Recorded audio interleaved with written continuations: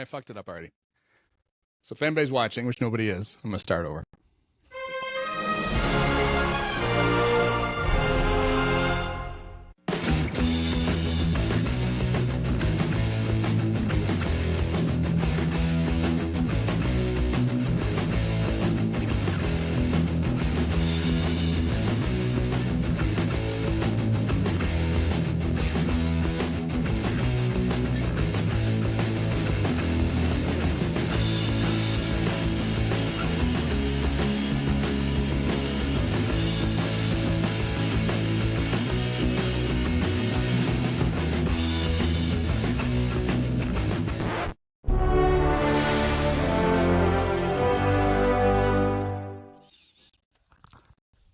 Look at all that production value.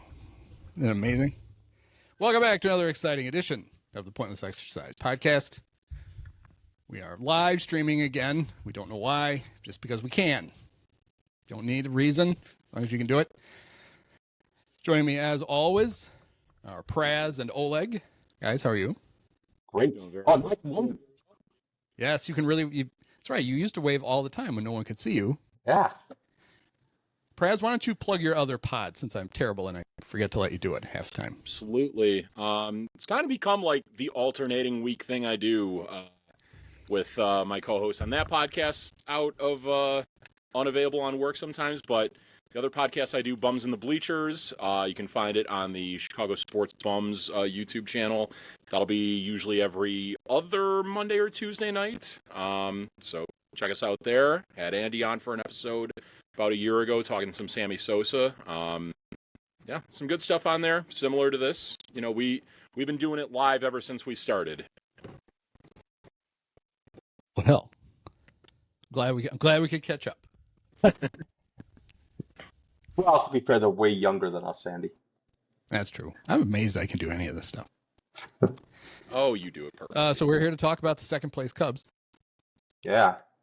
Oh, I thought because you had your Second place Bears shirt on that, like, we were just assuming the season was over. We're fully transitioning to Bears talk. Training camp has started. So let's just talk Bears. Yeah. That's the sound of half the internet turning us off immediately. Like, no. It's going to be fine. Brewers can't win every game for the rest of the year, can they? Has that ever been done? Sure. I hope not. 60, can they win 61 more in a row? You know, they control their own destiny. If they win out, the Cubs can't catch them. Yeah. True. It's true. Unfortunately, they're the driver's seat. Yeah. Unfortunately for them, the Cubs have actually played them pretty well head-to-head against each other. And I think it's safe to say that since the last time the Cubs and Brewers have played each other, they have not played a team as good as the Cubs since then. Certainly not the team they just played out of the All-Star break in Los Angeles. That is also, though, way before the Brewers acquired their MVP candidate, Andrew Braun. Yep. Wait, are you talking about Andrew Vaughn or Andrew Braun? I'm calling him Andrew Braun these days now that he's with Milwaukee. Oh, are you suggesting that he's not a natural athlete? I'm not saying. I'm just saying. You know, it's a little bit of a trend up there. Are we going to have to send somebody up there to take his urine sample home? Yes. Before he turns it in? Yeah. Correct. Make sure it gets nice and warm and positive. Could it just be that the White Sox are really bad at this? And Vaughn really was kind of good? Because Gavin Sheets is like a useful player for the Padres? Could be. Yeah. Well, there you go, Jed. Jed should go load up on White Sox then at the deadline. Can Luis Robert play third base? Unlock their... Well, he could play left and Ian Happ could play third. Yeah, there you go. There you go. That would work. The speedy Ian Happ. Oh, God. You know what I've noticed is that Ian Happ seems to go on a streak. Right before we do our podcast. He's on one now? Is he? He hit a home run the other day. Night. Yeah. But it's not much of a streak. No. Well, that's one home that's run as much of a streak as a righty too. That's as much of a streak as Lou Brown's winning streak from Major League. A moth in the studio. Oh boy. Hope Norm Macdonald's With my not around. ninja-like reflexes, I caught it. Nice. Well, no, in today's newsletter, and I know Oleg is still halfway through yesterday's. No. Yeah, yes. Today's I read. Okay. Today's were good. So The trade deadline. I assumed all along we found out Pete wasn't going to play that Seiya would be the center fielder because Hap can't run. I mean, it's been a thing this year where he's thrown out on plays he should easily make. He scored from second on a single the other day when there should have been a play and he barely made it. So I looked him up, and his speed has gone down quite a bit this year. And I don't know, he hurt his hamstring early in the year. It might just be that, or he could be slow because it's gotten, if you go back through his StatCast data, it has dropped every single year. And now say he's in the 48th percentile. Say is 68th. So when JD was like, I wonder if it was a bigger park if Ian would be playing center. It's like, I hope not. Unless you want every ball to roll to the fence. I think that's one of the side effects of hair plugs. It could be.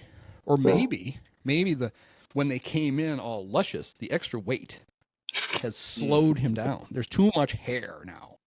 Actually, we know from the time he had the walk-off hit and they all dumped water on him that not a lot of hair up there. No. He's fighting a losing battle. Didn't really do much for old Happer. Did you guys enjoy what's going on right now, the Rich Hill start? But yeah, isn't this great? No, fuck Rich Hill. He's the worst. Yeah, I don't care. Yeah. And he's never really been that good. He's pitched for 21 years. He has 90 wins. Yeah. It's an interesting story that he keeps getting a chance, but I like your take in the newsletter that they're going to trade this. This is his. He's being showcased for the Cubs. I mean, listen, we should give him some credit in the fact that it was Brian Bannister who revived his career, and then the White Sox went on to hire Brian Bannister to run their pitching department, and he has not done the same thing at all with them. So in a way, Rich Hill has really done us all a favor. He also didn't tell the White Sox, "Ooh, we should get Rich Hill." Right, exactly. Yeah, the White Sox of all teams, they didn't hardly have enough guys for a roster, and they didn't bring Rich Hill in. Who's that old guy in the parking lot? It's Rich Hill. Well, fuck him. It's always funny because I do think about that. Like whenever I see somebody signing, in the middle of the year, like David Robertson, right? He just signed with the Phillies. Yeah. Are you saying that no other teams wanted him? Like no other teams were interested? And then why are the Phillies interested? Bleacher Nation would have signed him. Those guys were all over. They were so they were distraught when spring training started and there was no David Robertson. And let me tell you this: if the Phillies are interested in the guy they traded away for David Robertson the first time around, they might be able to have him days after last night. I think he's Brown is just simply a reliever. He was pretty good for a couple of innings. Yes, which should just be his role. Exactly. Yeah, they just can't afford to. They can't afford to not, try to bulk pitch him. They don't have anyone else. And then there was all the. I mean, the fifth inning was kind of absurd. I mean, but still, it's like, all right, could you strike one of the Royals out? Maybe, Right. Be nice. Let's try something else. If they're gonna somehow magically hit the ball 18 feet when we can't get to it, just strike one of them out. They're the fucking Royals, for God's sake.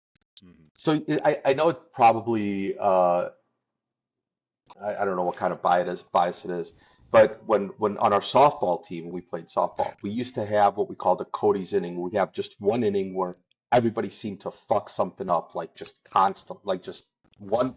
Nobody could make a play. And it was, we just called it the Cody's inning, and that's what it was, right? That's what our softball team's called. And I feel like the Cubs have had at least a couple of those this year, like fifth inning last night being one example. And I feel like it's always been Ben Brown on the mound. Now, again, this is probably all sorts of recency bias and things like that, but that's what it feels like. Because I'm like, am I wrong in thinking there was at least one other one that the Cubs had while Ben Brown was on the mound? There's one that sticks out to me when they were down in St. Louis against the Cardinals when he gave up 6 runs in that inning, I want to say. Well, it wasn't just him giving up the runs because Ben Brown did make a couple of pitches and a couple of balls that were put in play that Oh, probably should have I see either what you're wound up saying. being outs or stuff. Right. Yeah, it wasn't necessarily like where the fielders kind of like you can't really call it.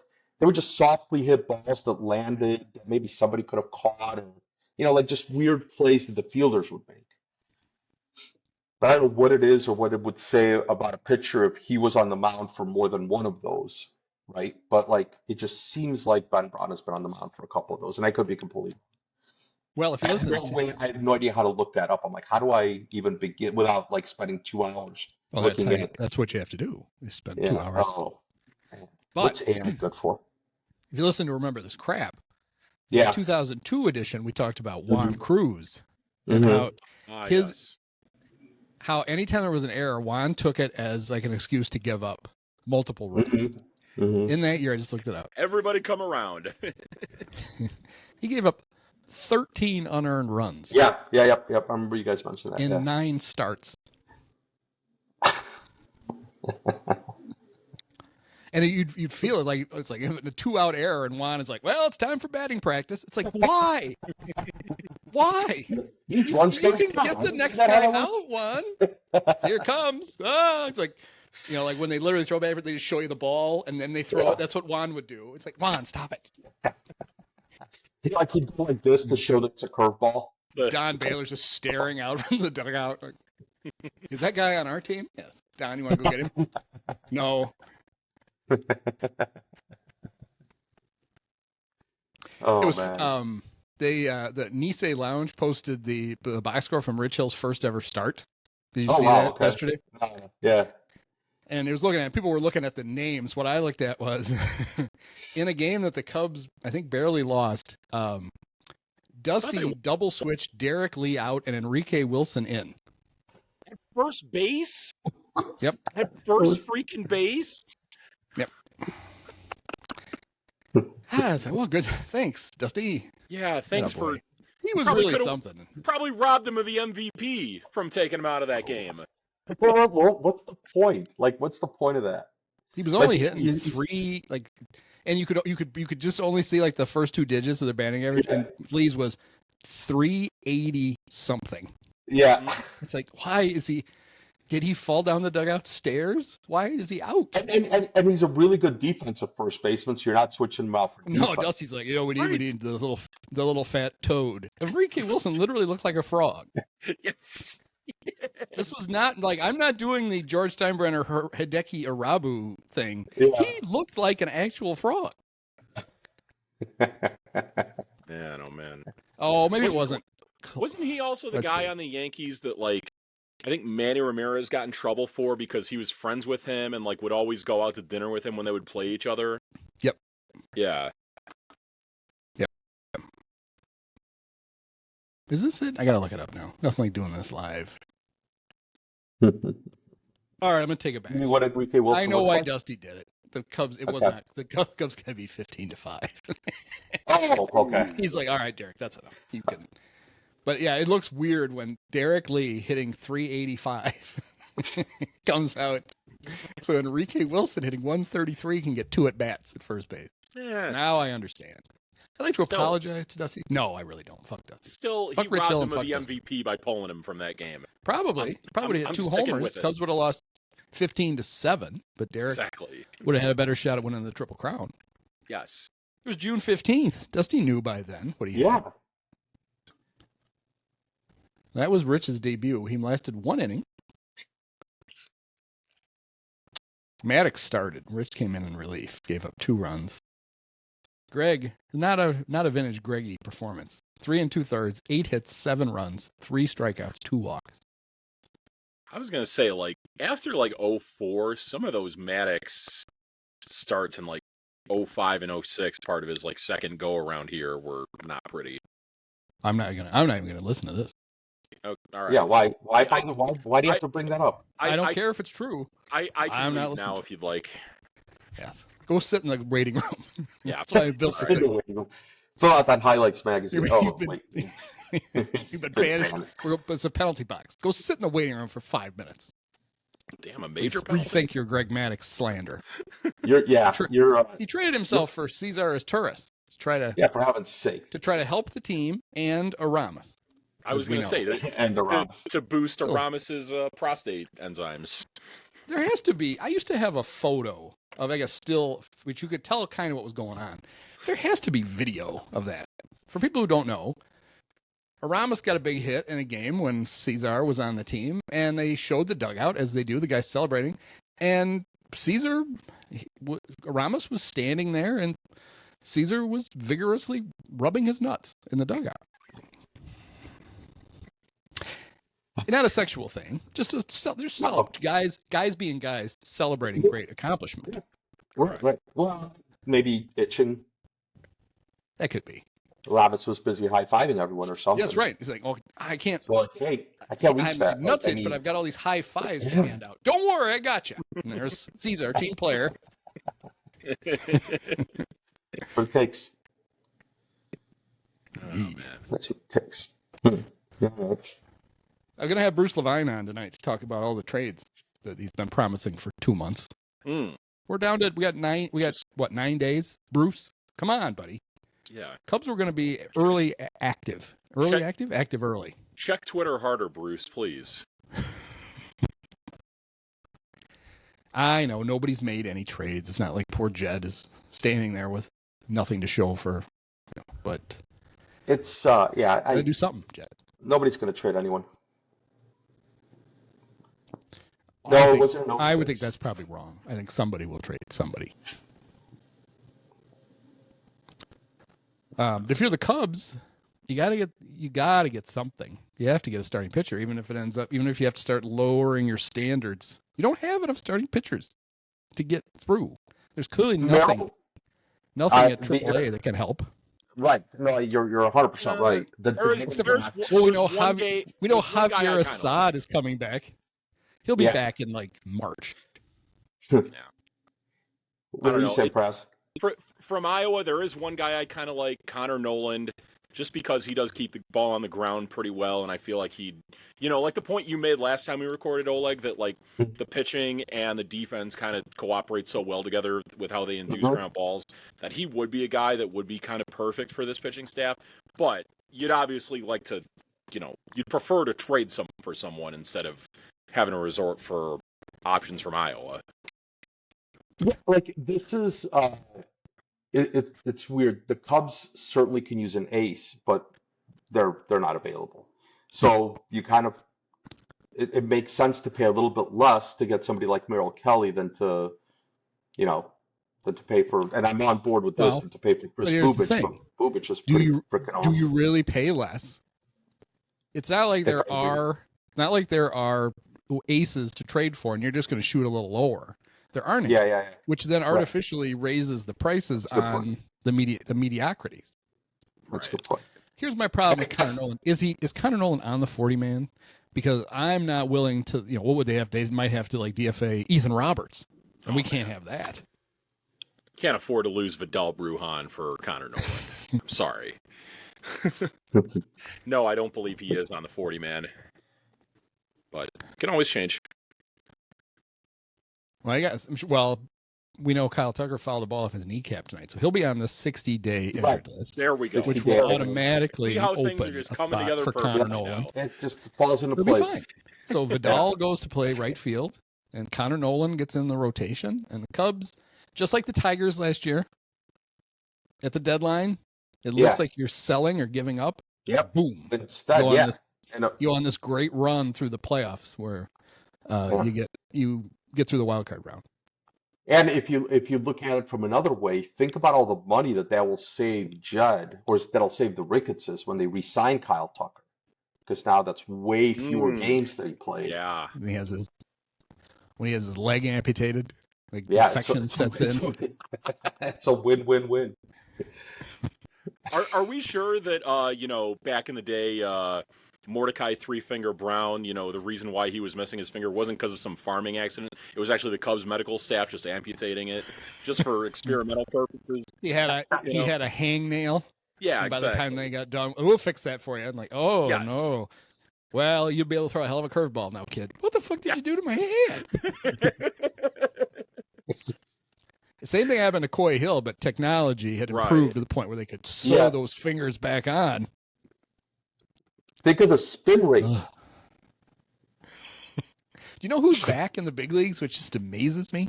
Speaking of spin rate, Tommy Nance. Remember Tommy Nance? Oh, yeah. What? He's back with the Blue Jays. Big the sticky guy? Tommy Nance. The guy who was amazing. And then literally the day they cracked down on the sticky stuff, all of a sudden Tommy couldn't throw straight. I'm shocked. The prospect pervs were all over. He wasn't even a prospect. He was old then, but it was like, oh, look at the pitch lab. Oh, this is amazing. Was it the pitch lab, or was it just a big tub of pine tar? Right, just dipping his hand in it before he goes out. All right, like they do when they make casts or something. Like just they'd have to call timeout. The catcher would have to go because Tommy would accidentally like touch his jersey and he couldn't get his hand off of it, and they're like over there pulling his fingers off of his shirt. It was actually after a giant hug that Yadier Molina had that ball stick to his chest. It wasn't his fault. It's still amazing to me. That was just everybody just thought that was so charming that happened. It's like that the ball stuck. Like, how's that charming? As if it's not. You know what's going on, right? He's loaded all that shit up on his, and then he runs his hand or the ball across it where he throws it back, guys. Yeah. Oh, what a team player! Fuck. It's like the pitcher from Major League. Fuck Molina. We have a whole list tonight, guys. That we're just fuck Rich Hill. Fuck who else was I fucking? Yadier Molina. And Dusty Baker. This was there. Yeah. I think Dusty. Praz was trying to fuck all Greg Maddux. Yeah. No. And I didn't appreciate that. Sorry, I was born before '92. I didn't see good Greg on the Cubs. He was good in 04. You were right, though. He was good in 04. Him and Carlos were the only thing keeping them in the race at the end. Mm-hmm. Although Greg's last start was a disaster. But up until then, he was very good. Good thing this is a remember this crap. By then, they'd all packed it in. Literally, I think they got back from that Mets series, and they're like, let's go home. Like you're still in the wild card spot. We'll take care of that. Yeah, we'll take care of that. We're going to lose 2 13-inning games to the Reds this week. Yeah, Austin Kearns will take care of that. Oh, that guy had some years on him. He did. Jim Hendry and I both thought he was going to be good. I gave up on him a lot earlier than Jim did. Jim was I think Jim's still trying to trade for him. Still trying to trade for him and Brian Roberts. Jake Peavy. He'll get it done one of these days. Paperwork is just about to be filed. Yeah. And Jake Peavy, that was the other one, right? Yep. Peavy, Roberts, and wait, did we just say? Yeah, Austin Kearns. Austin Kearns, yep. On the starting pitching trade front, Edward Cabrera had an excellent start tonight for the Marlins. Oh, maybe that's the ace. 6 innings, 1 run against the Padres. Yep. All right. It's a pretty good team. He had left his last outing with a sore elbow. Oh, so he's fine. Which is never good. Probably got the Greg Maddux treatment. Did you guys see what happened to Tanner Scott last night? So he was pitching for the Dodgers. I heard something about him getting pulled. He threw a pitch, and he pointed at his forearm, and he left. And I would guess he caught the Tommy John disease. Oh. Another bullet dodged by Judd. What the fuck what do the Dodgers do to those guys? Do they have like a torture chamber in the bullpen? I think they just signed these guys knowing they're going to get hurt. But yeah. Oh, that's no bueno. I mean, I'm no doctor, but I used to play one with young women. What? No. Not that young. Hello. My age, whatever my age was at the time. But I can. Forearms are usually elbows. Forearms are usually yes. Just like the harmless forearm injury that Justin Steele had. It's no problem. Don't worry about it. Right. Yeah, it's snap. Reach him again in September. I can't believe that happened. Who would have thought? There's really nothing you can do about it. You know, it's not like if it starts to go, I guess you pitch till it goes. and then you get it fixed because it's not like you can rest it and have it heal. It was Masahiro Tanaka, right? Who partially tore his UCL and just said, fuck it, kept pitching, and it never tore all the way. Wasn't it Tanaka? Oh, I remember who you're talking about. Right, The Yankees, the Japanese pitcher the Yankees got. Yeah. And he just never tore it. And then the craziest one, R.A. Dickey didn't have one. He didn't have a UCL. Wow. Is that right? Yeah. He just didn't have it. Like I remember hearing stories of Hines Ward playing without his ACLs. ACL, right? Right. Both ACLs. And there was like which is probably the equivalent of pitcher both playing without ACLs? UCL. Yeah, I thought it was both. Like I thought that was like somebody probably is going to correct me, but yeah, so I swear I thought it was teams. both. He did. R.A. Dickey, knuckleball pitcher, known for not having the ulnar collateral ligament in his throwing elbow. And the concern, some teams were like, "Oh, good, he can't tear it," and other teams were like, "Yeah, but you kind of need it." Yeah, So isn't his elbow? Isn't the rest of his elbow just going to explode someday? But he never did. Well, he also And they're like, "Oh, he was a knuckleball pitcher," but he also threw 90. He was the knuckleballer who also threw like 92 miles an hour to go with the knuckleball. Right. And he climbed Mount Everest, I think. He what? I think he climbed Mount Everest. He climbed. He was climbing some big, ridiculous mountain when he got traded.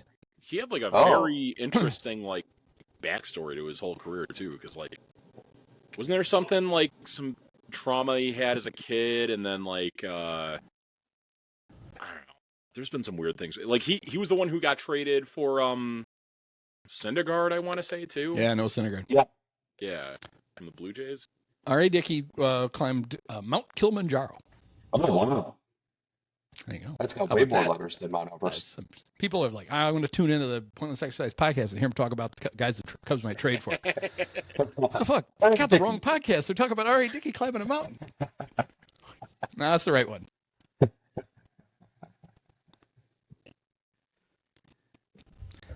So, yeah, there's nothing like Edward Cabrera has his. Yeah. And then so how about this? Saturday night, I'm suffering through Fox's broadcast with Adam Wainwright. Oh, Jesus. And AJ Przinsky. Terrible. Yeah. And Adam Wainwright says something that I completely agree with. Yeah. He's talking about, so little Kenny Rosenthal gives his update about, he's giving he's basically doing, they're not doing sideline reporting, he's just doing rumors, which is fine. I actually kind of like that. That's like a good use of him. Is he like in the booth with them? I wasn't. No, he's down. He's little Ken's perched on the top of the railing in front of the dugout like a bird. In the Taylor McGregor spot. Yeah. Okay. Yeah. Like a weird looking gargoyle. Trying to catch foul balls like somebody threw popcorn at him. He's like, snapping at it. One of his updates is that the Pirates are trying to trade Mitch Keller, but he's signed for like 4 more years, and I'm thinking to myself, yeah, that's part of the appeal. Yeah, and then that's a good thing. They go up, and Adam Wainwright goes, and Ken's like, I don't think they're going to be able to trade him because I don't know who would want to give up, good prospects, and then you have to, and they go up, and Adam's like, I got to tell you, I don't agree with any of that. He's like, I feel like Mitch, if you put him on a good team, he would immediately be a much better pitcher because the Pirates don't give him any run support. They don't play good defense. Exactly. And the fact that you get him for like 4 more years, relative for an 8, say he's a 3, $14 million is nothing. It's a bargain. Yeah. Like that should make him more attractive. And I'm sitting at home going, oh my God, I agree completely with Adam Wainwright. I don't know what to do. Then thankfully AJ said something dumb and I felt better. Like the earth returned to its axis. I was going to say, I hate admitting it so much. But Adam Wainwright is actually a damn good broadcaster. He brings a lot to he's pretty games. Good. It's easy. I get the hatred though. It's easy to hate. I can muster up the vitriol pretty easily. But always and forever, fuck AJ Przinsky. I hate that my last name is like extremely similar to his. Forever. Yeah, but you can spell yours. Like yours sounds like it's spelled. Yeah, that's true. He's got weird. Actually, Przinsky is not that hard to spell, but it's just weird. Przinsky. There's not that many strenuous letters. Guess you kind of need them. Mm-hmm. Not like Krzyzewski, which like what? Yeah, holy shit! What's going on there? What's with the K? Yes. But yeah, that would be my whole shopping list. I just go get Edward Cabrera and Mitch Keller and go. Oh Jesus! All right, got it done. Fine with go that. win a pennant. I don't know. maybe want to see You're gonna Mitch, get neither. or I maybe want to see Edward Cabrera have like one more start, but like I don't know if he's going to make one more start between now and the deadline. Definitely on I board with hope Mitch so. Keller. Yeah. Edward next time pitch on 10 days rest next time. Okay, good. Right, What? right. Yeah, he'll make. Well, unless he's traded before, That's he true, should make yeah. another start. Let It'd be me a big ask red you, flag. It'd be a red flag if the guy who leaves one start with an elbow and then comes back and pitches 6 and then doesn't pitch again. But at this point, what are you looking for? You That's know what if I'm they asking. can. You know if they can pitch or not. You don't need another. I just need to see. I need 6 more innings out of you, and then I'll. I don't doubt it. Is it the injury thing? Exactly. I just want to see him get through one more start without any sort of interruption and like no But injury. hang on, but Praz, but the injury thing could happen in August just as easily. Like these are pitchers. You're right. It could. Like it's not like one more start. In fact, what I would argue is kind of almost the opposite. At least if you trade for him now, you get that one start, even if he hurts himself. What if? Would you ask the Marlins to give him a start at third base? So maybe he could fill 2 There of we your go. needs. He's That just been reminds me of third base Shohei this whole time. Yeah, that kind of reminds me of something that I thought of yesterday. Why does Shohei get to stay in the game as a DH after he's done pitching? Because of Joe Madden. Joe Madden. Right, no, I understand that, but what's the reasoning behind that? Okay, Like, so he pushed for that rule to be in. That No, I he didn't even do understand. that. This is better. He didn't even do that. The year Shohei got chosen to DH in the All-Star game yeah, for the Angels, he also was the starting pitcher. Right. And so baseball for that game treated him as 2 different sure. players. For that game, yeah, it's an All-Star game. Pitcher I get Shohei it. and DH Shohei. Sure. And when the DH ruled, then that was what, 21? The last 21 year without probably, the DH. Okay. Well, I guess it didn't matter because the American League. Yeah. Oh no, it did matter. In 22, when they had the universal DH, Joe just decided that that's how the rule worked for everybody, and told baseball, like, he's 2 guys, right? So we can just leave him in. And baseball's like, well, it's Shohei, so sure. What is this, like a Yahoo And now- Fantasy Baseball League? Like, and now that's the how's he rule. How's he 2 players? He doesn't take up 2 spots on the roster? No. Then how is he 2 players? He's Like that's a bonkers. Yep. Like, can you if all right? it's all because he's really good at it, and baseball wanted more Shohei at bats, and Correct. Joe just assumed, like, I think this is what they want. I'm just going to act like that's what it is, and they're going to have to prove me wrong, and nobody did. That's Our crazy. Good old stubborn Joe. That's crazy, Hey. man. Shohei now, I believe, is not leading off when he pitches. I Right. got to see Right. if Because he's He's in second. Yeah, 'cause that I happened yesterday. remember this Yeah. being a talking point on one of your previous episodes. where with is the Dave. batting order spot? Why is my not? What is all this shit? Yeah, over here? he's hitting second behind Betts. Betts But is he leads doing it off. all the time now? No, it's just when I'm he's looking at his pitching. pitching ones. That's why. Yeah, I Batting think it's just when he's. Yesterday it was like that. I guess we'll find out in a couple hours. I look up the wrong thing. Well, I can look up now. 'Cause the internet has. Yeah, this I was going to thing. say actually the lineup's probably posted now, but yeah, I thought it was just when he's pitching because I didn't notice that yesterday. So he. Where's batting order spot? That was always the right column. Now we got all this weird shit over here. You guys are fucking up my baseball reference. Sucks. All right. So last night he pitched, right? Yeah, last night he pitched, right? Yeah. Oh, look at this, though. He didn't pitch. Yeah, he did pitch. In the box score, Mookie Betts, shortstop. Shohei Ohtani, DH. So this is DH twice. Because he's DHing for Did the pitcher himself. Okay. I don't know why it says that twice, but it does. Maybe it counts it separate after he comes out of the game as the pitcher. Well, that was the thing Dave and I So- talked about was now it's Yeah. really hard to look up his stats. Like to see what you really like to do is be able to easily look and say, does his offense suffer on days he pitches? And it's really Right. hard to find it now because it used to be was easy. Because when pitcher and DH were, actually it wouldn't have been easy because he wouldn't have been doing both at the same time. No, it was. When he was DHing for himself, Right. you could look up you could look at his batting as pitcher DH. Now he's always just DH. So you can't look at his DH numbers and figure out when he was pitching and when he wasn't. So you can't take a don't quick like. look. I just don't understand how like nobody says anything about Looks like he's him. batting second all the time. But anyway, the reason he's now Okay. batting second is to give him a little extra time after, Right. if he pitches the top of the first, Collect now he's himself. got a little extra time to get ready for his at bat instead of immediately going grabbing the stuff with the sped up, Yeah, the yeah. less time between And- innings so he can And bat. He's only pitching the first. It was just the first few innings. He only threw the first 3 innings yesterday. He's up to right? 3 So- now. Yeah. Yeah. to answer your question, Oleg, why Yeah. I guess other teams wouldn't really oppose that. I mean, I think it's pretty well, forecastable that there are going to be other two-way players on the horizon like this that other guys are going to, you're going to want to have that rule in place for them when they show up. Why? So why? It's not, but and also I don't. He literally is like one in a 1 of 1. He's one a in unicorn. 8 billion. I mean, I we mean, played how long with just him? Even Babe Ruth didn't do it. Babe was Yeah, a right, pitcher, and then Babe was a hitter, and we always act like the first guy since Babe Ruth, and it's like, well, really?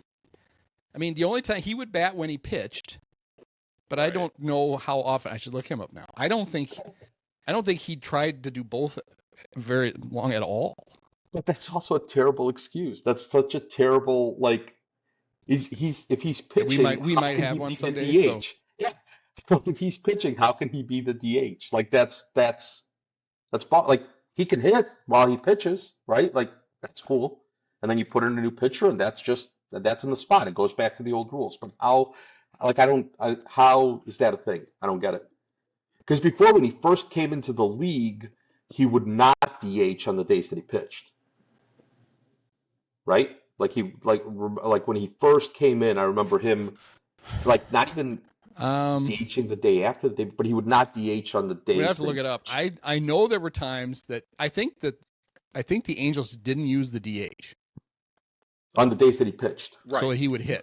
And then So- there were so- times like the few like the times he's rules played should be- the outfield Yeah. were literally, and it's amazing that they let Joe do this, that the Angels did. There would be times Shohei would come out of the game and go play right field. And then come back in and pitch like he did No, with just like Travis you're Wood. done Oh. pitching, but we still want you to hit. So you're gonna go. So Joe You're gonna go Madden play right understood field. the rule. Yeah, so Joe Madden understood the rule. He just No. decided that I knew that, but right, you were asking why did it get to this, and it literally got this because in 22 Joe just decided, Yeah. no, the DH rule is the way we did it, and the way you guys did it in the All-Star game. That's the DH rule, which is what he should have done. Baseball had to should have said, okay, that's not how it is, and baseball's like, you know what, we like this too, so fuck it. So, Yeah, I'm sorry, not blaming Joe. But how does no other team go? This is literally against the rules. Why not just hit him every inning? Maybe then? they Like, did, this is- and baseball said, who gives a shit? right. Who gives a shit? This is We want Shohei to bat. the Fuck first you. of Right, his kind, right. and maybe Go the get your own only one of his Shohei. kind. If He's you guys gonna be a you guys Or I change wonder it. how much of it was. There'd be a bunch of teams who were like, well, he's going to be a free agent. That'd be pretty cool to use that. You know, how many teams Isn't bid that on it? crazy 7 one? of them did, and they all wanted him to do both. So why would they? Plus, they were like, we can beat the fucking Angels with him doing both. Who gives a shit?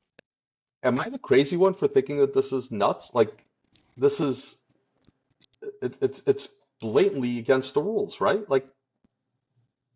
I can't believe that anybody's allowing. I'm sorry, that's just crazy. He's in the game. If you say that he takes up 2 roster spots, fine, right? Then I guess I could see that. But he takes up only 1 roster spot. Yeah, in 2022, Major League Baseball changed the rule that allowed two-way players to be treated as 2 separate players when serving as pitcher and DH. The Ohtani Easy. rule, specifically designed to accommodate Shohei Ohtani and other Yeah, potential two-way yeah. players, just like Praz said for this whole herd Yeah. of two-way players that are certainly coming. The whole league is going to be all of them one day. He just wouldn't. Why did they make the whole league out of 2-way players? Exactly. Before the rule change, if a starting pitcher who was also the DH, he wouldn't be the DH, he would just be the pitcher, Yeah, he would just be the pitcher, right? Right. was removed from the game, the team would have to choose between removing him from the lineup entirely or moving him to a defensive position, which would remove the DH, which is what would happen. They'd move him to right, and then the right fielder would come out, and they would have to be the pitchers would go into the right fielder spot, and they'd have to start pinch hitting for. You just lose the DH, so you'd have to go in and do that. No, You were just batting for whoever Shohei replaced, just like he was just treated as a regular player. But in 22, they changed the rule. I'm loving the comment right now from I believe that's Pusateri. Mike? Oleg No, loves it's the rules. Yeah. Big rules guy Oleg over here.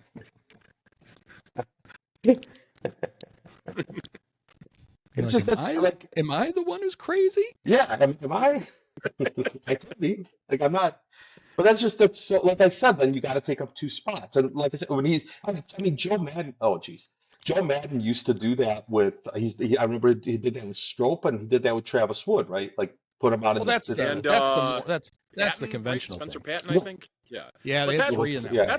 That's a whole different thing though, because like that was for the purpose of keeping a guy in the game as a pitcher, but having him not face one hitter though. No, I get it. Yes. No, there wasn't. They didn't have the 3-batter rule, but it was just he wanted to bring in like a lefty to pitch to. He wanted to go with the platoon advantage. He was just going to shuffle Travis and Pedro back and forth. Yes.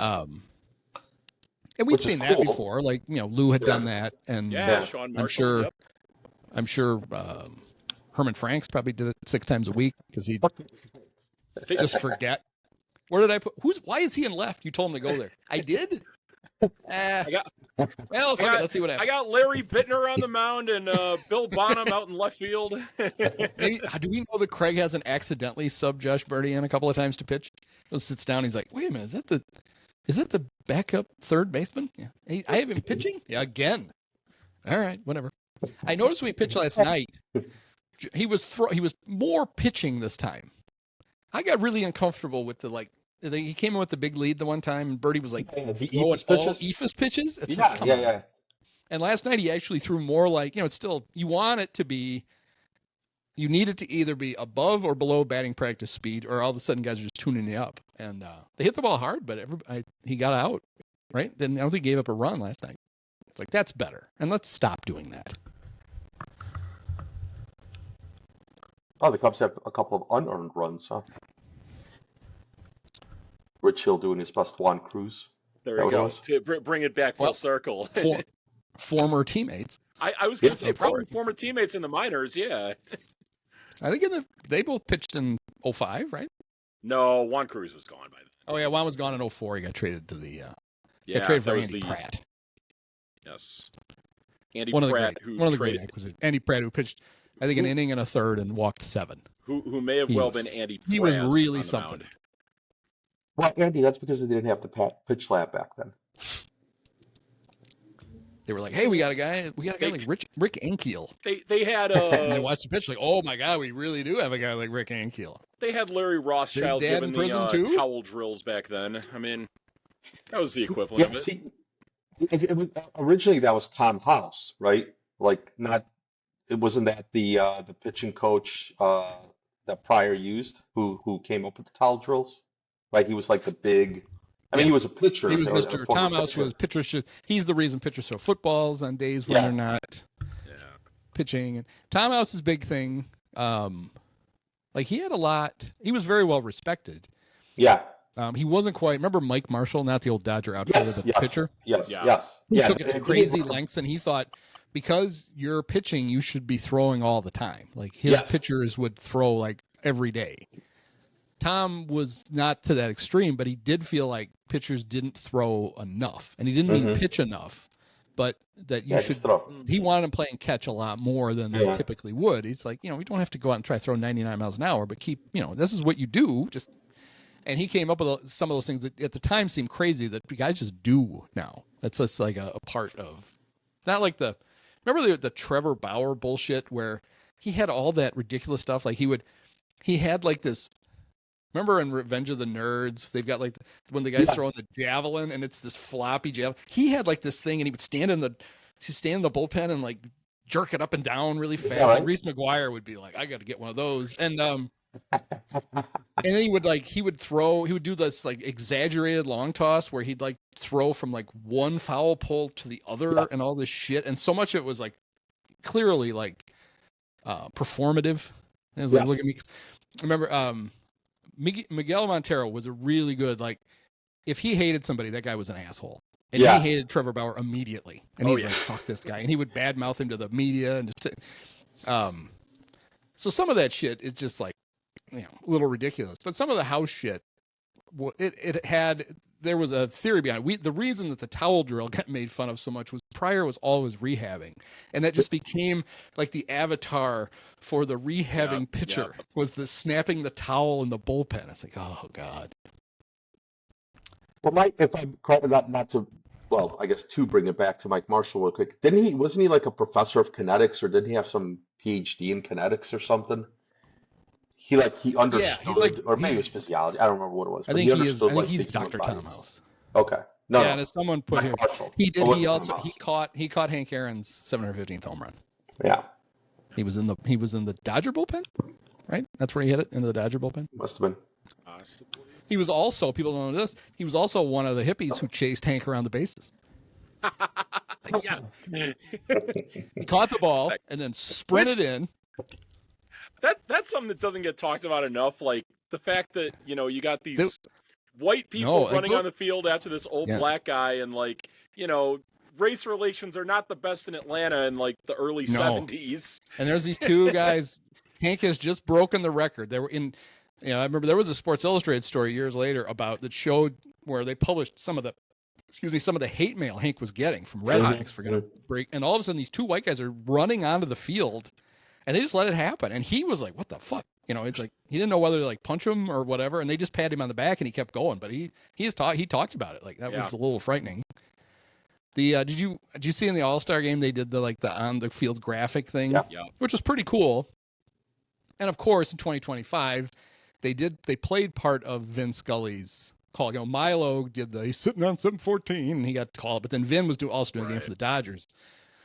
And Vin had a really poignant moment he said, there's a great moment of a black man getting a standing ovation in the Deep South. Right. That part is cut out of the part that they played in the All-Star game. Of course. Man. God forbid.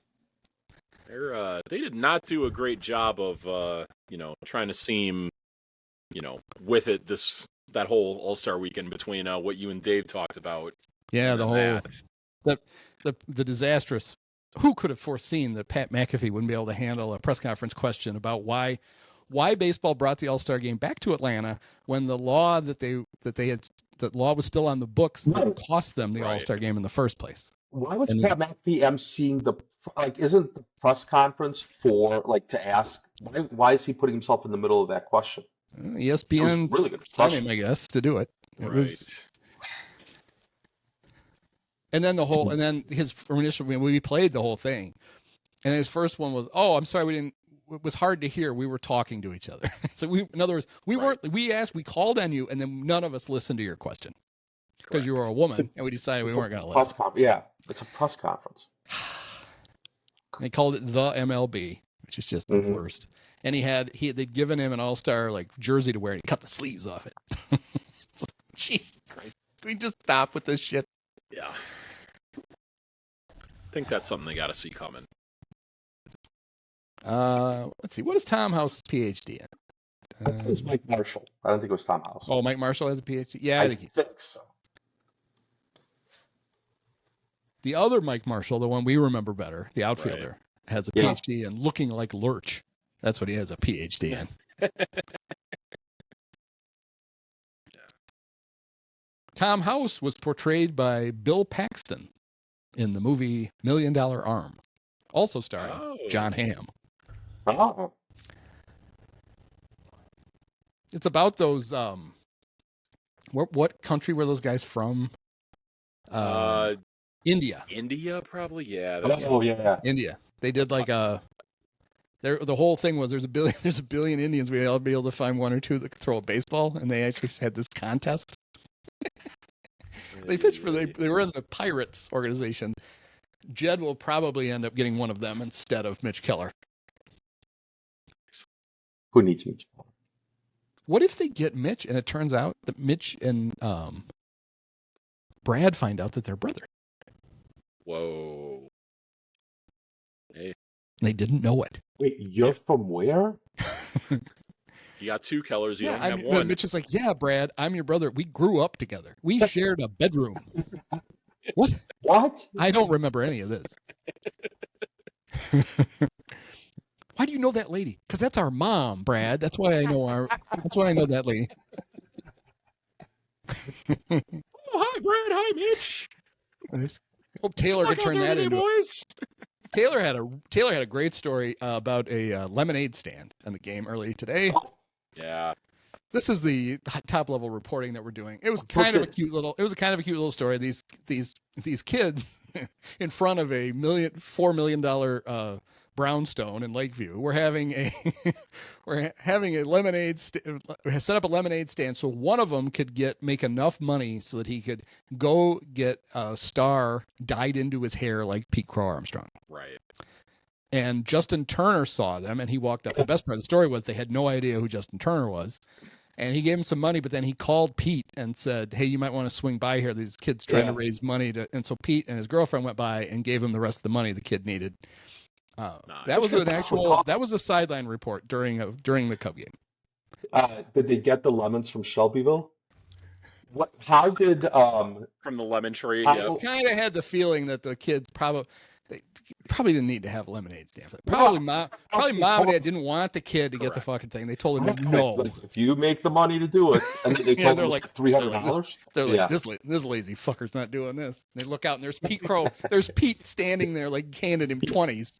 Like, oh God. What? How much could it possibly double the cost money to you do need that? and 2 tickets for tonight's game, kid.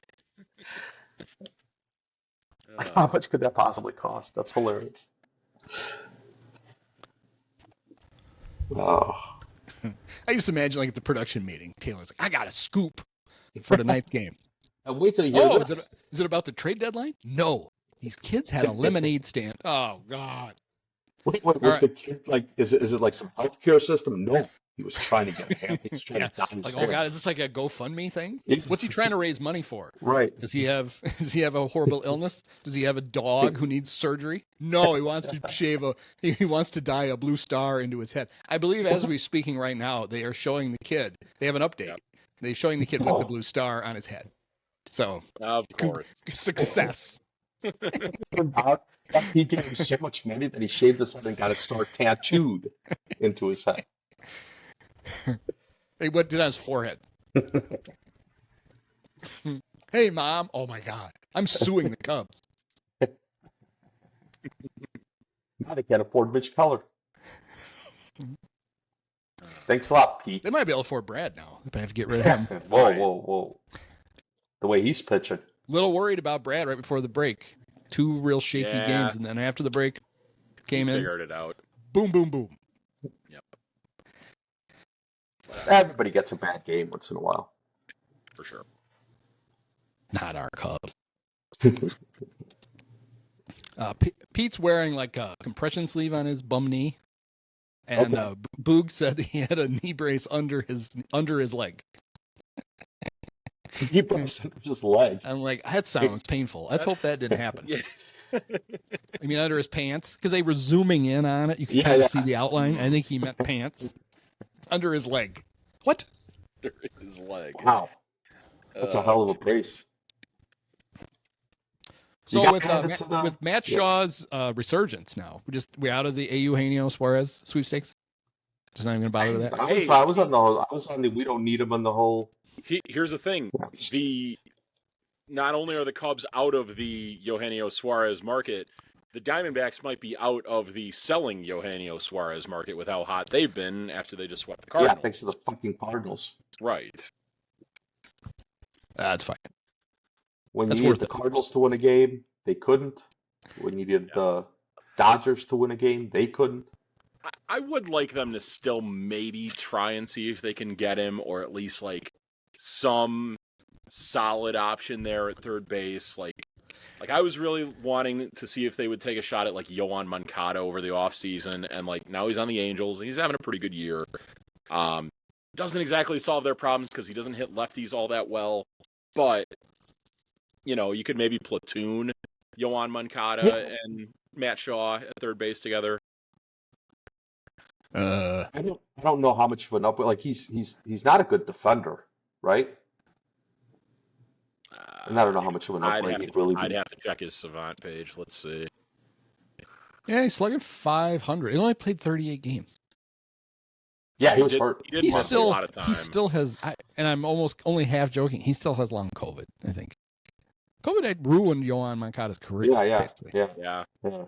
Yeah. He's just. I mean, 38 games. No, you're going to trade for a guy who's just going to miss a bunch of games again. So sorry, Yohan. But he wouldn't cost anything. The one I don't understand at all, and the rumors keep coming up, probably because the Pirates are starting, is the Cabrian Hayes thing. Oh God! Oh my God! Hey, He's just an expensive. He's an expensive version of what Matt is now. Correct. Yeah. Yes. But Shaw should get considerably better. Yeah. And it's not like even you couldn't even talk me into it if he was a 1-year rental, but you get it. He has real money. This isn't like Mitch Keller money. He's got real money for years. Did he Why get would one of anybody those, like, sign up for that? Did he get one of those like Scott Kingery contracts that like the Phillies gave to him before he like ever made his major league debut or something like that? No, I don't know. He got I'm one pretty sure. the Pirates got tired of being everybody saying they never sign anybody. It's like you sign one, Okay, and they did. And now they're like, oh, And it's God. not. And honestly, I don't know. Somebody else look it up. Yeah, I it's don't really feel not. like It's not that much money, but it it's goes not- till 2030. Yeah. What do you need? Like why? Like you could do better. No, he doesn't. Right? Right, he would not be an upgrade over Matt Shaw now. No. Right. That's the point. Yes, that's the point. 240, Like, I 287, 296. I kind of feel like they saw scouts at the game looking 296 at slugging. Jesus. Yep. 296 slugging. Yep. That's career like Isak shit. Paredes on the Cubs 371 last slugger. year. Dude, Oh, that's man. pitcher numbers. His rookie year, which was he played half of the COVID year. He came up and would destroy the Cubs in his first. Of course, he did in his first series. 376, 442, 682. He's a star. Since then, his OPS plus 86, 88, 103. That's when he got his contract. Won the Gold Glove, 2023. So league average bat, Gold Glove. Yeah. That's Next a 2 good years, player. 61, 63. If I remember, Basically right, unplayable now. on opening day 2021, he was the leadoff hitter for the Pirates against the Cubs, against Kyle Hendricks, and I think he took him deep. And that was probably like the line of demarcation when his like hitting stats completely fell off. The peak of his career. Yeah. The other one I don't get is Ryan McMahon. He gets rumored to the Cubs. Yeah. He's leading the league in a stat. What stat do you think it is? Strikeouts. Yep, struck out 124 times in 344 That bats. surprised me. I know that, the splits are weird, and you lived in Colorado, Oleg, so you know. Yeah, I used to do splits all the time. Wait, But what? splits are weird there because, like, your road splits are extra depressed because you go, you see it a lot where you expect your home numbers to be better than your road numbers, but your road numbers as a Rocky tend to be extra depressed because it's really hard to adjust for hitting one or the other. You go to another team and your road numbers usually improve. They even out a little bit. But he's been just brutal on the road this year. All of his production has come at Coors. He hasn't had that much production.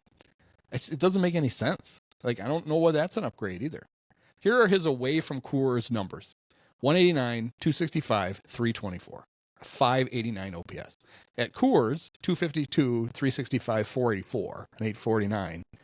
Yeah, but overall, he's 218, 313, 398. If he wasn't in Coors, he'd be hitting 225, probably, when he evened everything out. Who gives a shit? Why do you want?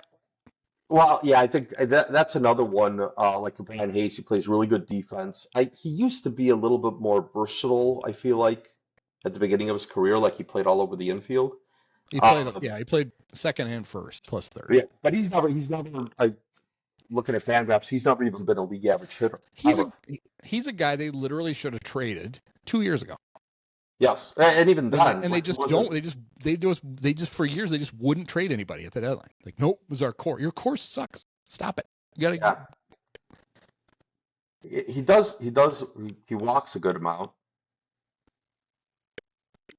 He just strikes out a lot. He's like Ian Happ, right? Does Ian Happ strike out a lot? I feel like he does. Yes. At least this year he does. I don't know in previous years. But... Although, no, in previous years, yes, because there was that one stretch where Ian Happ had like he had like the biggest like swing and miss rate on pitches in the zone from like In the zone? Yeah. 2018 to 2020, I think. A handy skill. Yeah. Sorry, what did you just say? Andy? Who, me? Yeah. I said it's a handy skill to have. Be able to swing and miss handy with skill. strikes. Just what everybody wants. Yeah. Like that's what I think about Pete Crow, right? He swings at a lot of pitches. Pete Crow. Now I'm calling Pete Crow unironically. He swings at a lot of pitches.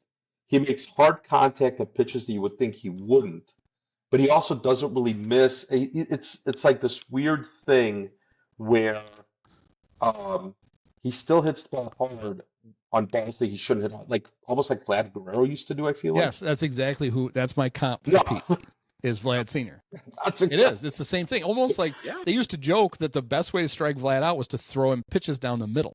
Yeah. It's like if you threw it, if you bounced it, he would still hit it, and if you tried to throw it over his head, he would hit it. So it's like just throw it down the middle and see Right. what he does with it. Like I didn't really mean to compare the two players, but I was like, literally going to say that as soon as you finished. I'm like, well, I was going to say he's like Vlad Guerrero. I feel like he just hits the ball hard when it's not. It just is what it is, right? Like he's just really good. God, I feel like I had an example. Maybe it was Chris Bryant, who just always. You know who I used to think that about that would hit the ball out of the zone all the time, like way better than he would in the zone, was Starlin Castro when he was a Cub. Maybe, yeah. Because he There swung would at be so everything, many so that he he had would to. like reach low and like get off his like shins and just flare out into like center field. Yeah, I remember who I was thinking of, and obviously it wasn't Chris Bryant. The obvious example of that was Javi Baez. Still is. Yeah, Still is, Like, yes. never mind about everybody makes fun of the sliders, like 3 feet off the plate that he would swing at, but that dude used to get base hits on balls at his ankles, on pitches on his ankles. Like he was just good at it, and he would, and that's why he swung at everything. And I guess when you swing at everything, you kind of have to get good at it, but that's just how it was. Yeah, and it's kind of the difference of like a prospect of Javi's era, Albert Mhm. Almora, Mhm. whose one strength was he could hit he could make contact. Like the Mhm. problem yeah, was well- he could not pick out a pitch. He couldn't not swing at pitches that he couldn't do anything with. He would still like, I can hit that, and he hit it like a slow grounder to short.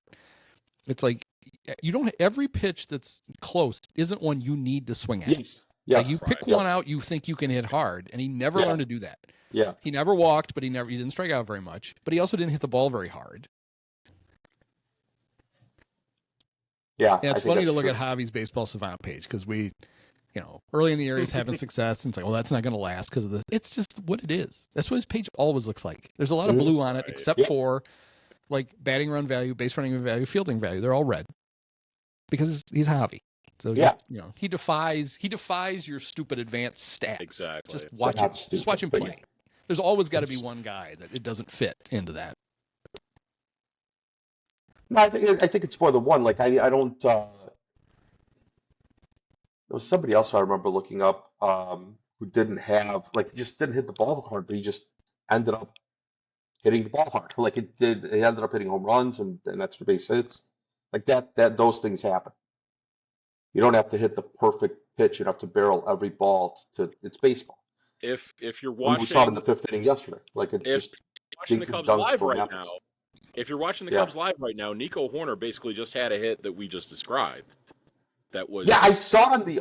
I'm watching it on Statcast or not on Statcast on It was a Game. hit and run, right? So there was the second baseman. Oh, okay. Yeah. That's Can't what give it an was. error to the second baseman because he wasn't there. There was nobody there. But yeah, like the pitch was. I'm like looking at the pitch and it's I don't know a foot below the little thing here. Right, Not a foot that's- below the Match thing, but, Matt you know, Shaw, looked 2 like it for was- 3. He's up to 222. There you go. And rising. Let's go. More like Eugenio. Wait, Eugenio. What am I trying to say? Hey, I called him Eugenio Shaw-Rez when he hit the 3-run homer last night. Very good, very good. Nice. There was one point I wanted to bring up before we wrap here, and Andy, on your previous show, you had said, one of your talking points was like, who could the Cubs possibly trade at this point? And sometime within the next, few games, I guess, because like we're really coming down to the trade deadline stretch right here. They're eventually going to get Miguel Amaya back off the injured list. And there's going to be a little bit of a catcher logjam there with him and Reese and Carson. And we know Reese likes log jamming. Very good. He's very seen that good. plenty. That's what was on in the car. When you say log jamming, are you referring to the porno from The Big Lebowski? From the Yes. Big Lebowski? Yeah, Exactly. there we go. God. Wow. Anyway, Anyways, they shouldn't trade Miguel Amaya. Okay, yes, you stole my point completely. Yes. Yeah. If you You look want at to trade Miguel Amaya? No, that's crazy talk. No, you trade Reese McGuire. Yeah. do you think other teams would want him? Yes. No, I think Andy's kidding. Catchers? But, No, I think you could. I can't imagine he has options left, right? Reese, probably. Yeah, I can't imagine that either. So when No. Amaya comes back, you're going to lose him. You're going to wait. You're going to have to DFA him. Unless you're going to carry three catchers who none of them can play in the position. No. Who? It's Reese McGuire. Like who gives a shit? Someone will play him. I do kind of care about. No, carrying what I'm Reese saying is McGuire. you're going to lose him. Why wouldn't you be willing to trade him? No. I'm saying fine, trade him, but you're not getting anything back for. You're not getting impact anything back for him. It's Yeah, you are. Reese You're gonna McGuire. you could get Eugenio for him even up. Yeah, Gabe Moreno is hurt. They don't have another catcher. Yeah, Right, but they want Reese McGuire. Yeah, it's the a lateral move, frankly, as far as anyone else is concerned. the team that I had in mind was Padres. I don't know if you've seen the production they've gotten out of catcher this year from Yeah. Elias Diaz and Martin Maldonado, but it's probably down the worst in all of baseball. It's got to be the worst among like teams in the playoff race at this point. And we know Martin Maldonado is one of the worst Yes. hitting, catchers in baseball. Well, But I'm just wondering, that does bring up a good. It does bring up a good point. And Jed alluded to it in his little media gab fest. Because there are not enough sellers for the amount of buyers. Right. When he says you got to get creative, one of the things he's talking about are trades that used to get made that don't get made anymore. Is teams are going to have to go, all right, we've got depth here and we need that. Teams have to stop being so. I don't know when trades just turned into prospects for a player. Yes. Every fucking time. Yeah. You used to trade players for players, and somebody's going to have to do that this year. You're going to have to trade something off your big league roster to get something else that you really need. Yeah, you got a strength. That is another strength. Like I think I think the reason for that, it's been overextended into the pendulum has swung towards depth. That was my Ian Happ for Logan Gilbert trade. Yeah, that makes sense. Yep. Well, not the Rose Except Raiders Seattle thing, wouldn't do it, and really Ian can't be traded. But other than Yeah. that, other than those two small things, it'd be great. Then Seiya goes and plays left, and then you get Eugenio, and he can just DH, and he can share third with Matt Shaw. It's great. Exactly.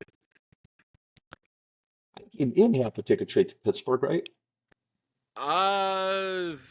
What if they Maybe. try? What if they try to trade him for David Bednar, and he's like, "Didn't you guys know we played Little League together? We want to be on the same team. We've never been on." If I hear that story one more fucking time, every time they play the Pirates, Boog has to tell that story. It's like we know they played Little League against each other. It wasn't that interesting the first 48 times you told the story. I don't find that Did interesting. you know he went to college in Cincinnati? Yes, we know that. Stop it. I think the best part of this podcast for me is when you say things that are like just completely repetitive to you and they're new to me because I haven't watched Marquee. I had no idea that was true. Oh, every time they play the Pirates, they'll show their like Little League pictures. It's like, oh god. We play these. We used to play them 19 times a year. We still play them 13 times. We all know Right. I did not know that. I honestly did not know that. Like to you, it's like this repetitive, completely bullshit thing. See, And I go, you're the audience, and you're not even yeah, watching them. I'm not even watching. You know, They're like, I mean, if I heard, they're if like somewhere out there. There's one guy who doesn't know the story. Yeah, but he's too cheap to buy marquee, so he's never going to see it unless you slip it in when it's on Big Inning. When you roll onto Big Inning with the sound, Right. yes, then you tell the story. I'm too cheap to They've pay got for some guy in the marquee. truck who that's all he does is he watches Big Inning when the little red box goes around the Cub game. Tell the Bednar story. Tell it quick, tell it. Oleg doesn't know it. We got it. Oh, they switched back to the Mets. Yeah. Oh, damn it. I'm too cheap for marquee, but yet I insist on paying for my pointless exercise subscription That's right. It could be free. You could be taking the pointless exercise money and paying marquee. for marquee, but nope. I also pay for MLB TV, but not for marquee. Well, That's how much you're resisting the rickets. Toad Manfred is going to fix that.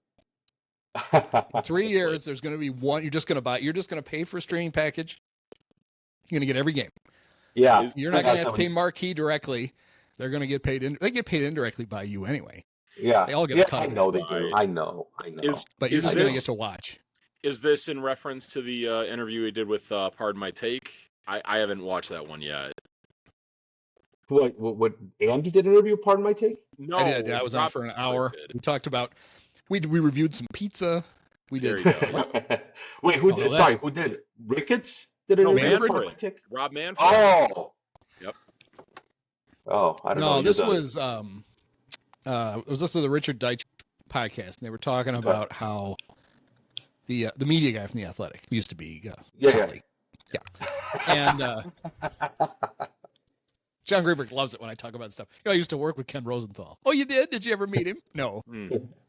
Peter Gammons too. Remember that? No, they don't remember that. Used to hang out in the lunchroom. Here, you still owe Jim Bowden lunch. Gone. Sorry. Yeah, he took the cleaning lady up to another room. I was gonna buy him lunch. They were talking about how ESPN, opted out of the last 3 years of the MLB deal, but now they're negotiating again. They just didn't want to pay the $500 million a year for each of the years for 3 years. But one of the things that they're talking about would be something that can't happen right away, but they want to, is when ESPN launches this fall, the Everything app that they call it, where you just, like right now, I get everything on ESPN because I get it on my cable thing, and then I get ESPN Plus through Verizon for free, which is nice. And I can watch everything. Well, what they're going to do is they're going to sell it so that you don't need cable subscription to get ESPN anymore. You get everything on ESPN, ESPN2, whatever, plus all their other programming. It's all going to be in one thing. And in order to sell that at the price they want, they want more stuff. And one of the things, like do they still have the hockey? Do they still have every hockey game? Is the hockey package on ESPN? They want to do the same with baseball. They want the baseball package crammed onto their thing. Okay. And so there's some thought that maybe they would simply bundle all the games together, and you'd go to ESPN for MLB extra innings or .TV, whatever. But what Dice talked about, Andrew Marchand wrote a whole column about it in The Athletic the other day. What they might very well do is kind of the way they do it now, where like it doesn't matter if you have Fire TV or Roku or whatever, you can get MLB.TV. Sure. They would sell the package to like all the different cable providers and all the different, streaming services or whatever, and you would just get it, and then you could watch it on. You pay, and you could watch it on whatever. And what they want to do is they want to finally get rid of all the blackouts, so that when you buy the package, it's not you get every game except the Cubs or the White Sox in Chicago. And the biggest obstacle to that is right now there are some small market teams who don't want to get rid of the blackouts because they've gotten extra money in their local when they sell their package to like their local cable providers, because it's the only way you could get, like, the Brewers are a bad example because they lost their thing, but we use the Brewers as an example. If you had to subscribe to Charter Cable in Wisconsin to get the Brewers, and you couldn't just get an MLB.TV, they could get an extra couple of bucks a month out of Charter. And those are the deals they have, and they don't want to. In some cases, even if they're open to it, they're limited right now. They got to wait for that deal to expire. Charter would go away anyway, because then Charter would say, "Fuck you, you're not getting our money," and then that's okay. Charter's like, "Well, this from somebody else, so screw that." So, Yeah. but baseball wants all those deals with that written in it to expire. They're trying to tell teams, knock off the blackout shit. We don't want to do the blackouts are killing us. We don't want it anymore. So they've got to convince some of the small market teams who are like, we're not going to get as much money next time. And then there's some big market teams like the Cubs, the Yankees, and the Mets who are fine with getting rid of the blackouts, but, and this is not an unreasonable request. They want more money.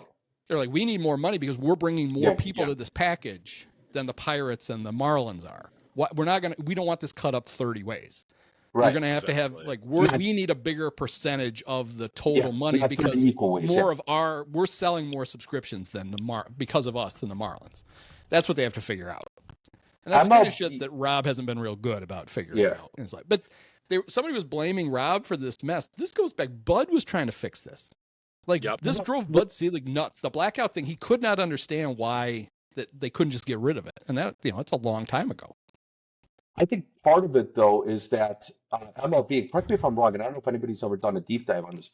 MLB sold MLB Advanced Media, right, which was the whole data platform, which is the whole. Yeah, they sold it for basically peanuts to Disney, right?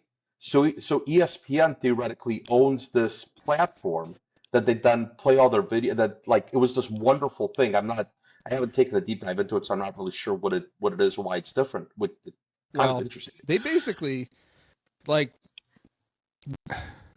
they invented the technology that allowed you to go on to do what we do every night, which is watch all the games. Yeah, it didn't exist, and then they did it for other sports.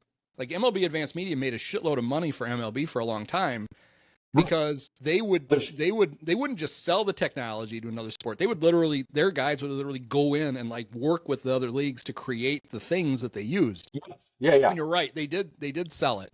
Yeah, and I think they sold it for at the time what they thought was a good amount, but it's then not. It's you only get it once. You were paying over and over. People were paying you over and over again for you to develop this stuff, and then once you sell it, you got money, but that's it. There's no more coming in.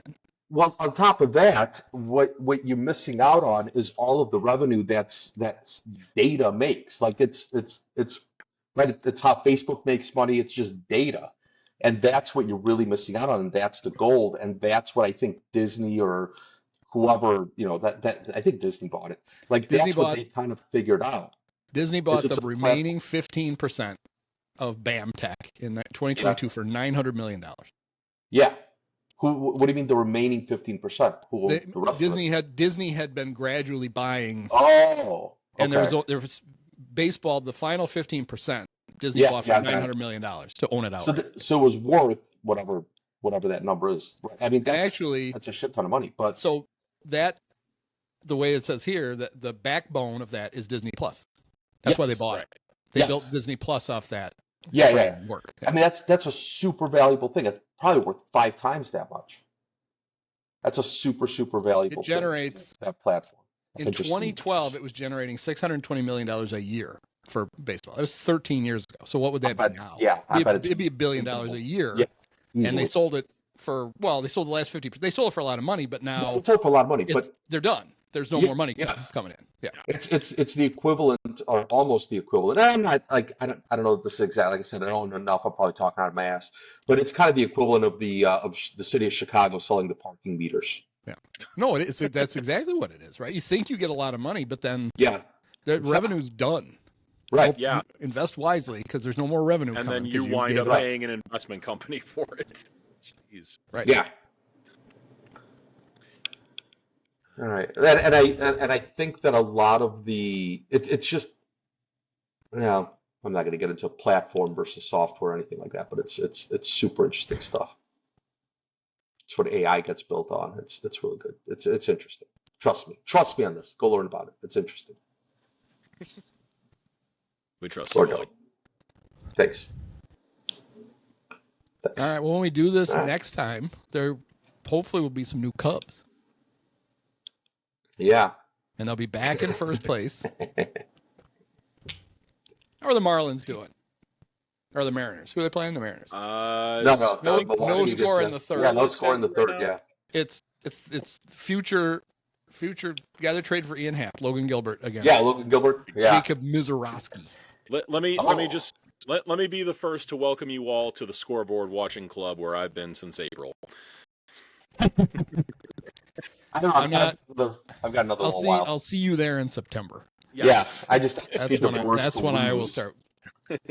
Like even last night, they're out on the West Coast, and the Cubs lost. I'm like, it sucked. They're not in first place. Well, maybe I should watch. Fuck it. I watched Taskmaster. Oh. So I'm on season. I've seen a bunch of layers. I'm going through watching them all. And I'm on season 7. I'm on the James Acaster season. So I think of you. Oh yeah. So this is something that I learned, and maybe we can talk about this offline if you feel like we should. But like all of the comedians who are on it for a whole season. Right? Yeah. It's not just one. They don't change them out every show.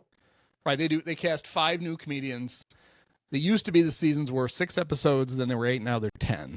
Okay. Season 7 was the first 10 episode season, so you get 10 episodes of James Acaster. Yeah. Okay. And it's funny. Awesome. He's great in it.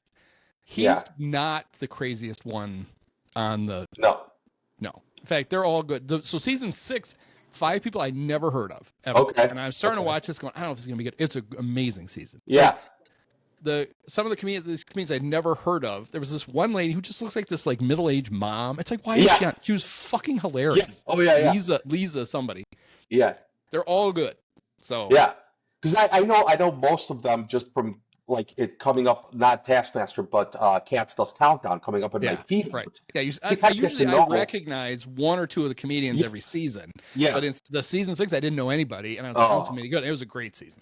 So sorry, where are you watching it? What are you streaming it on? It's just on YouTube. Okay. Because in this last season, what is it? Whatever season that was 19.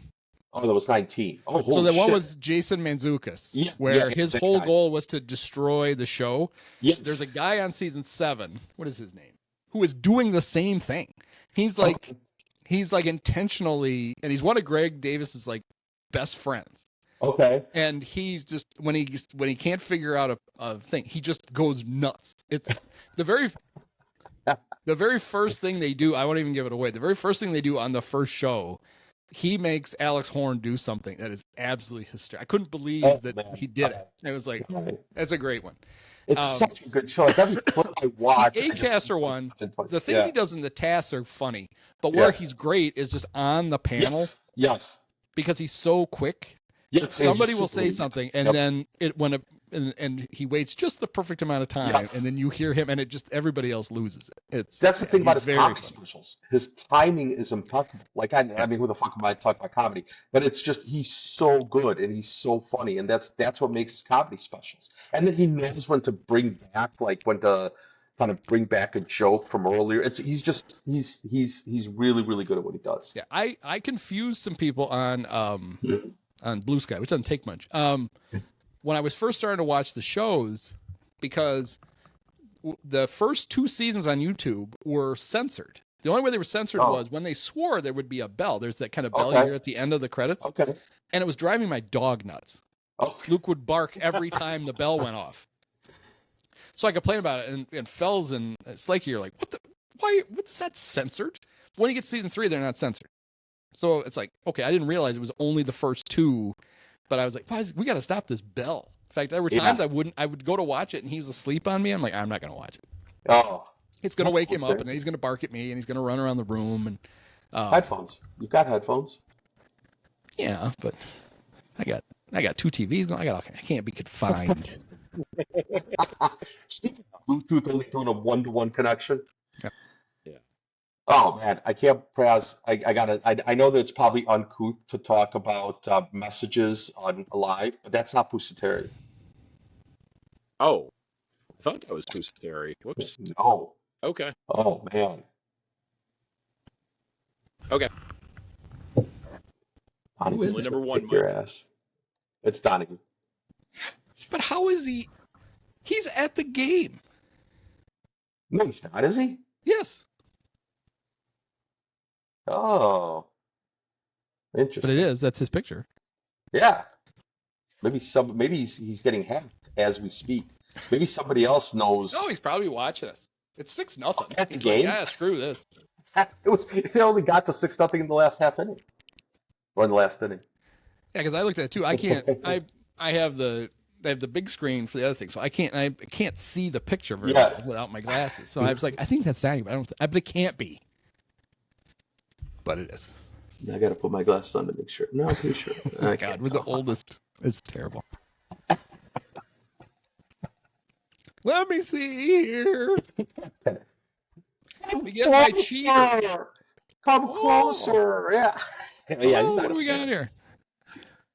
Yeah. Oh, he's not there? I thought that was his excuse for not being able to go tomorrow. Oh, we'll make fun of him tomorrow in the bleachers. Yeah. Yeah. All right. Now you better come tomorrow. All right. Well, go Cubs. Go Cubs.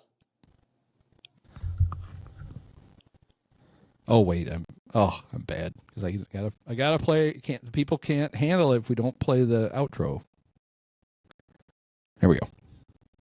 Many of us have herpes. Post-game show is brought to you by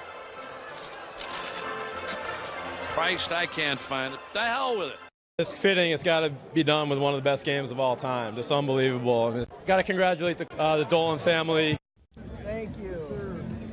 Sean, my podcast co-host Andy, you were his favorite player growing up. Oh, thank you so much. Awesome.